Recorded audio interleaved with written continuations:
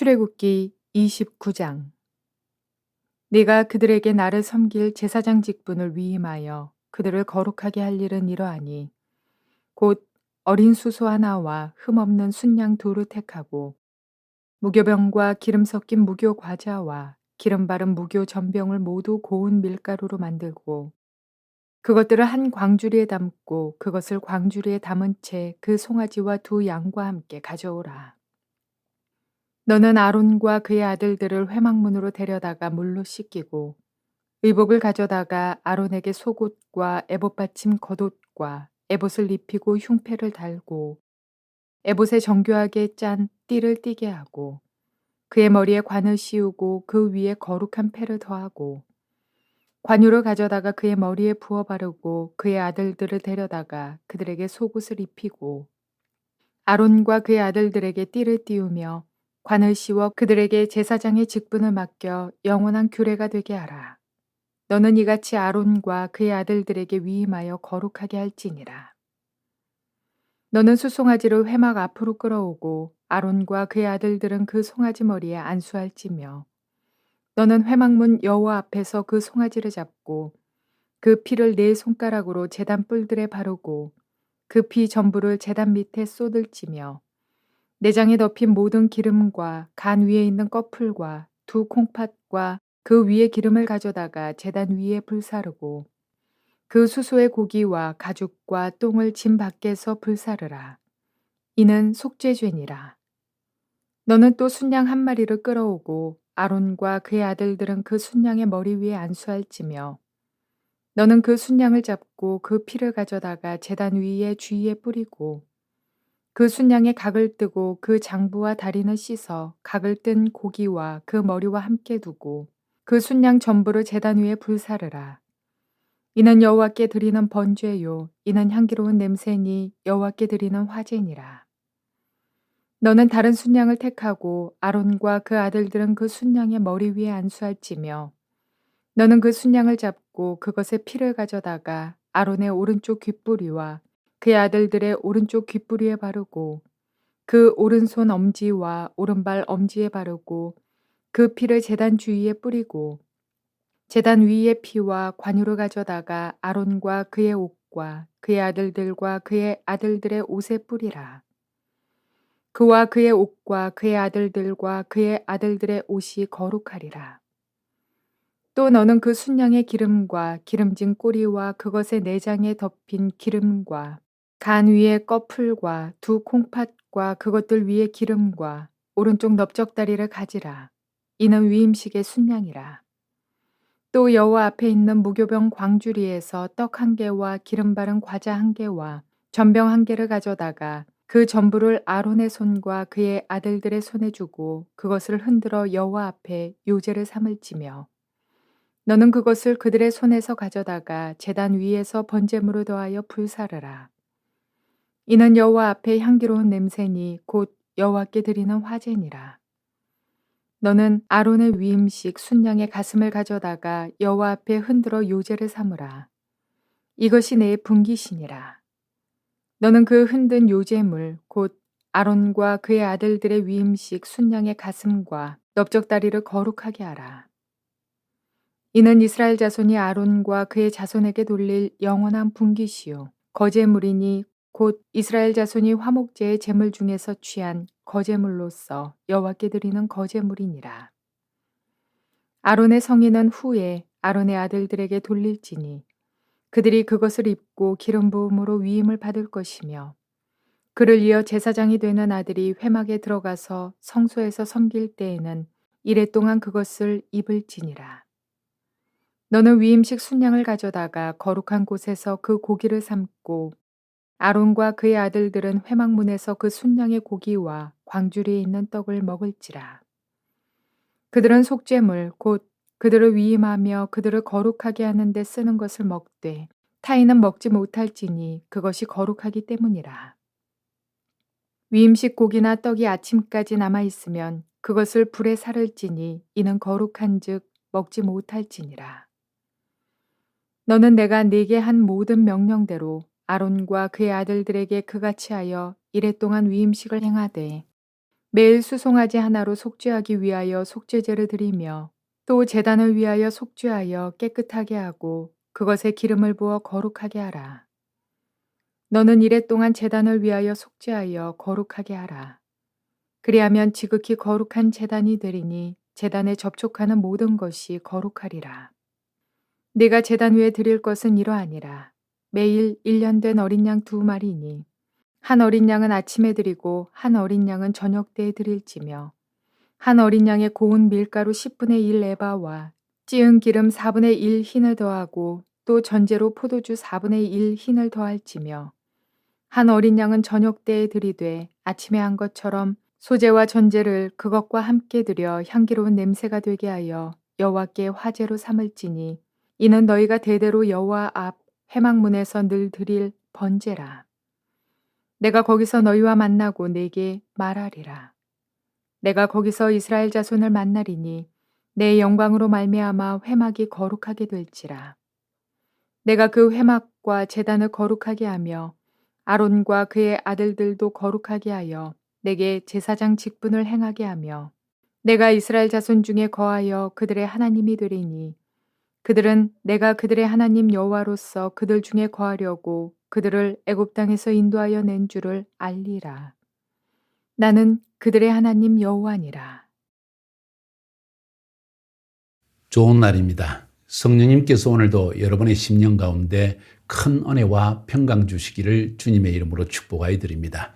오늘은 출애굽기 29장 말씀을 통해서 제사장은 하나님 앞에서 분명한 죄에 대한 인식을 가진 사람입니다. 라는 제목으로 말씀을 전해드리려고 합니다. 오늘날 우리 사회의 가장 큰 문제는 사람들 심령 속에 죄 인식이 없다는 것입니다. 죄에 대한 인식이 있을 때 사람들은 조심하게 되어 있죠. 무엇이 그런지 무엇이 바른지 이것을 구별하는 능력이 죄에 대한 인식으로부터 오는 것입니다. 이 죄인식이 사라질 때 사람들은 참 뻔뻔스럽게 행동하고 자기 뜻대로 마음대로 살아가는 그런 행태가 되어지며 그렇기 때문에 우리의 사회생활, 공동체 생활에는 많은 문제가 일어나게 되는 것입니다. 하나님 앞에 나아가는 제사장, 특별히 하나님과 세상 사이에 화해 그리고 화목의 역할을 하는 제사장의 중요한 요건이라 할까요? 이것은 바로 하나님 앞에 이 사람이 죄에 대한 인식을 가지고 있는 사람이어야 한다는 것입니다. 오늘 본문에 보면은 제사장의 위임식에 관한 이야기가 나옵니다.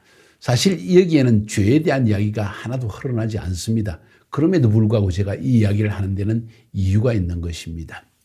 위임식에 대한 전반적인 내용 29장인데요. 1절부터 46절까지 상당히 긴 내용입니다. 이해하는 것도 그렇게 쉽지는 않습니다. 어떻게 위임식을 하느냐? 1절부터 9절까지는 위임식 전반에 대한 이야기를 합니다. 수소 1마리 가지고 수염소 2마리를 가지고 또 밀가루로서 하나님께 드리는 빵으로 드리는 소제를 드리고 또 알코올 혹은 물을 가지고 전제 부어서 드리는 하나님께 드리는 제사를 드려야 한다 하는 것이 일반적인 이야기입니다. 자, 이 이야기를 통해서 왜 제사장은 하나님 앞에서의 죄에 대한 인식을 가진 자라는 이야기를 하는지를 한번 차근차근 들어보시기 바랍니다.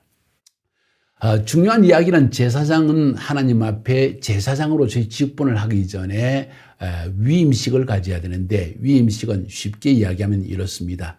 그들이 입게 되는 그 옷을 하나님의 기름으로 관유라고 하는데 기름을 부어서 거룩하게 구별을 하고 그 다음에 또 하나님 앞에 나가서 제사를 드려야 된다. 여기에 제사에 대한 인식이 매우 중요합니다. 먼저 10절부터 14절까지는 이 앞에서 말한 1절부터 9절까지의 위임식의 내용을 좀 더 자세하게 설명하는데 먼저 수소 1마리를 잡아서 하나님께 속죄의 제물을 드려야 된다. 수소를 잡아서 그 피를 아론의 머리 위에 그리고 아론의 아들들의 머리 위에 뿌리고 그리고 그것을 제단, 번제단 양사방에 다 뿌리다가 뿌리고 온 사방에 뿌려서 나중에 그걸 부어버려야 한다. 뭔 의미일까요? 그것은 바로 아론과 제사장들이 하나님 앞에 섬기기 위해서는 피로 거룩하게 된다는 것입니다. 이 피는 무엇입니까? 예수 보혈의 피로서 깨끗하게 씻음을 받지 않은 자는 결코 하나님의 사역을, 하나님의 중재의 사역을, 화목의 사역을, 세상과의 화목의 사역을, 죄인들과 하나님 사이에 화목케 하는 사역을 할 수 없다는 것입니다. 먼저 아론과 그 제사장들, 다시 말해 아론의 아들들은 이런 스스로가 하나님 앞에 죄인임을 깨닫고, 그리고 예수의 피로, 후에 오실 메시아가 흘린 피로 말미암아 죄의 사함을 받게 된다는 사실을 고백한 자만이 이런 제사장의 직분을 할 수 있다는 것이죠. 그 다음 15절부터 18절까지 보면 하나님 앞에 수양 한 마리를 잡아서 번제로 활활 태워서 하나님께 드리라는 이야기가 나옵니다. 그리고 이것은 향기로운 화제라고 이야기해서 불로 태우는, 하나님께 드리는 것인데, 하나님이 맞게 향기롭다, 번제로 불을 태웠다, 수양을, 이것은 다시 말해서 이 아론과 그 아들들이 이 수양을 드림으로 말미암아 내 몸을 하나님 앞에 번제로 드리듯이 완전히 헌신하겠다는 고백이기 때문에 하나님이 그 향기를 맡으시고 참으로 기뻐하신다는 이야기입니다. 이런 고백이 있어야 된다는 것이죠. 19절부터 22절까지에서는 또 다른 한 마리의 수양을 잡아가지고 그 피를 귓뿌리와 오른쪽 엄지와 오른발 엄지에 바르고, 피를 바르고 옷에는 관유를 부어서 그들을 사역으로 구별해야 합니다. 피를 귓뿌리에 바르고 손에 바르고 발에 바른다는 것은 뭘 의미할까요? 그들은 오직 하나님만을 섬기기 위해서 세상과 구별되게 듣는 것을 구별하겠다는 이야기고, 그들의 손의 행위와 발의 행위, 발이 가는 곳, 모든 것이 오직 하나님의 영광을 위해서 살겠다는 구별을 표시하는 의미에서 이 피를 바르는 것입니다. 왜? 이 피가 우리를 세상과 구별했습니다. 어린 양 예수 그리스도의 피가 우리의 운명을 구별시켰습니다. 영원히 천국에 가는 존재로서 그런 정체성을 가진 자로 하나님의 자녀로 만들어냈습니다. 세상에서 영원한 지옥에 가는 사람과 구별되어진 은혜를 준 것은 피였습니다. 그래서 피는 구별의 의미가 있습니다. 히브리 말로 종종 말씀드렸죠. 구별, 거룩, 똑같은 말입니다. 그것은 바로 카도시라는 히브리 말을 사용하는데, 바로 이 피가 우리를 거룩하게 하고 우리를 세상과 구별하고 우리를 저주와 구별시키는 그런 놀라운 능력이 있다는 것입니다. 그래서 예수 믿는 것입니다. 자, 그래서 이렇게 19절부터 22절까지 해서 이 두 번째 수양을 잡는 이유를 설명을 했습니다.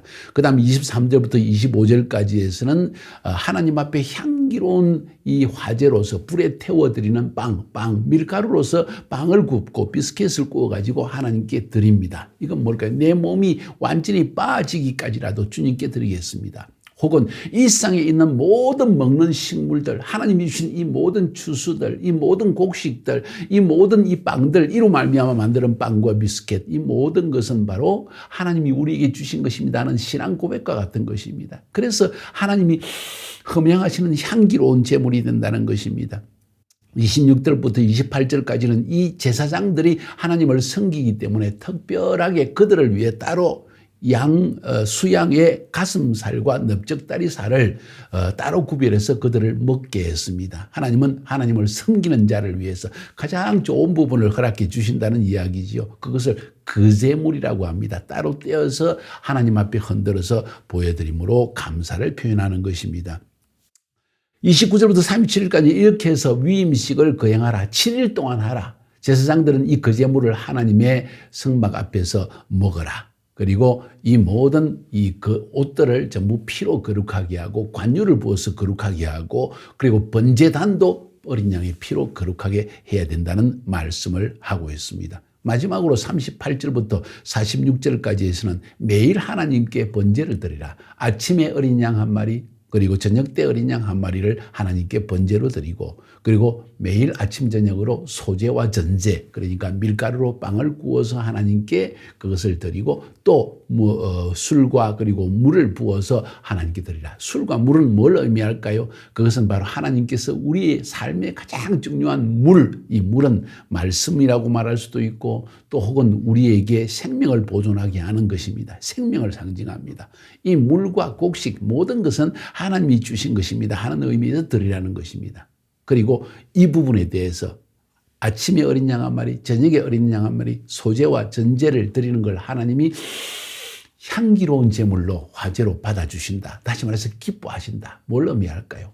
조석으로 아침 저녁으로 주님 어린 양의 피로 나를 구원해 주신 것을 감사합니다. 그래서 주님이 십자가에서 자신의 몸을 다 던져 아버지께 헌신한 것 같이 우리도 우리의 몸을 다 던져서 헌신하겠습니다. 내 몸이 빠질 때까지 헌신하겠습니다. 우리에게 주신 이 모든 곡식을 인하여 감사합니다. 우리에게 물을 주셔서 생명을 유지하게 했으니 감사합니다. 하는 이런 신앙 고백이 조석으로 아침 저녁으로 우리에게 있어야 한다는 것이죠. 왜 우리가 새벽 기도를 강조합니까? 왜 우리가 저녁마다도 기도하자고 이야기합니까? 바로 이런 이유입니다. 그래서 마지막으로 42절 43절은 이는 너희가 대대로 여호와 앞 회막 문에서 늘 드릴 번제라. 이걸 늘 너희들은 드려야 된다. 내가 거기서 너희와 만나고 네게 말하리라. 내가 거기서 너희와 만나고 네게 말하리라. 거기서 번제를 드리는 곳에서, 신앙 고백이 있는 곳에서, 우리의 마음의 헌신이 있는 곳에서, 우리의 감사가 있는 곳에서 하나님이 만나는 것입니다. 내가 거기서 이스라엘 자손을 만나리니 내 영광으로 말미암아 회막이 거룩하게 될지라. 하나님이 만나시고 하나님이 임재하셔서 회막이 거룩하게 된다는 것입니다. 바로 이 하나님 앞에 드리는 이 번제, 화제, 향기로운 제물 때문이라는 것입니다. 자, 오늘 전반적인 29장의 이야기를 했습니다. 짧지만은 매우 중요한 내용입니다. 자세한 것은 여러분이 읽어보면 본문에 다 나와 있습니다. 그런데 오늘 본문의 제목을 이렇게 잡은 이유가 뭡니까? 제사장은 하나님 앞에서 분명한 죄에 대한 인식을 가진 사람입니다.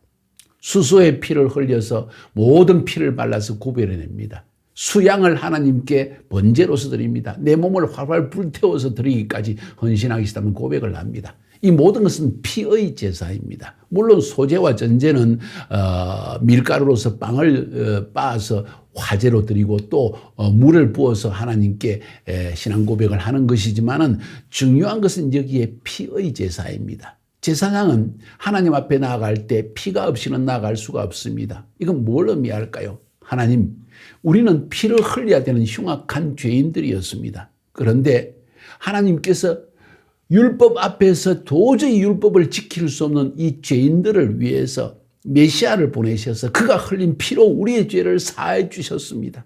지금 짐승으로 주님 앞에 번제를 드리지만은 짐승으로 수소로 수양으로 번제를 드리지만 사실인즉 우리가 흘려야 할 피입니다. 그런데 우리 대신에 하나님이 나중에 이 짐승을 대신한 메시아를 보내셔서 그가 단번에 피를 흘려서 우리 죄를 다 사해 준다는 신앙 고백을 가지고 주님 앞에 나아갑니다. 다시 말해서 우리는 죄인이라는 인식이요, 우리는 죄인이라서 피를 흘릴 수밖에 없는 존재라는 인식이 제사장에게 있어야 된다는 것이죠. 인식뿐만 아니라 이러한 것을 온 세상에 알려서 우리는 죄인된 존재로 죽을 수밖에 없는 존재들이라.